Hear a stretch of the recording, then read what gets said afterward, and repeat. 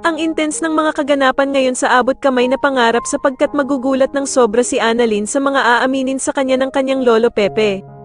Dito nga ay maswerteng makakaligtas si Don Pepe dahil nga sa husay ng doktor na si Annalyn, at dito nga ay hindi ito sumuko para mailigtas ang lolo Pepe niya. Samantala matapos ngang makita ni Annalyn si Don Pepe na naaksidente, ay agad niya itong dadalhin sa East Ridge upang gamutin ito. Subalit nang madala nga ito sa mismong ospital ay malalaman nilang napakalubha pala ng nangyaring aksidente kay Don Pepe. Samantala sa gitna ng gamutan kay Don Pepe ay magkakaroon naman ng malaking pagtatalo kila Doc Carlos at Annalyn kung anong surgery nga daw ba ang dapat na gawin sa kanyang lolo Pepe. Dito nga ay magmamatigas si Annalyn sa gusto niyang dapat gawin kay Don Pepe dahil sa hindi na nga daw siya makakapayag na maulit ang nangyari sa ninong Cromwell niya at gagawin niya nga daw ang lahat para maligtas ang kanyang lolo Pepe.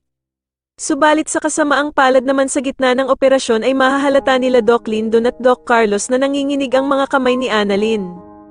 Kaya naman ay agad siyang tatanungin ni Doc Lyndon kung kaya pa nga ba daw nitong ituloy ang pag-oopera niya sa kanyang lolo Pepe.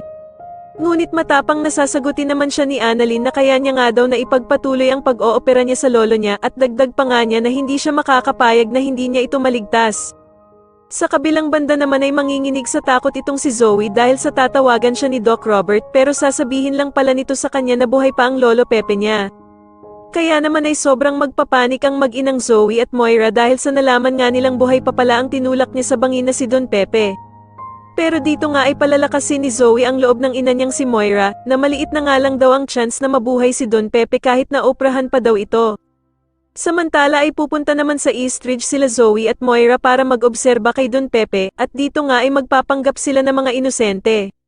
Pero agad naman silang susugudan ng galit na si Doc Robert at dito nga ay papaaminin niya ang bruhang si Moira kung kasabwat ba daw nito si Balahaje sa pagkidnap sa ama niyang si Don Pepe. Sa tingin niyo mapaamin kaya ni Doc Robert ang bruhang si Moira tungkol sa naging aksidente ni Don Pepe o makagawa na naman ito ng paraan para lumabas na inosente silang mag-ina? Mas lalo na nga talagang nagiging exciting ang mga susunod na kaganapan kaya naman ay mas lalo pa nating abangan ang mas lalong gumigandang abot kamay na pangarap. Maraming salamat po sa inyong panonood at sana po ay masubscribe niyo ako. Maraming salamat po.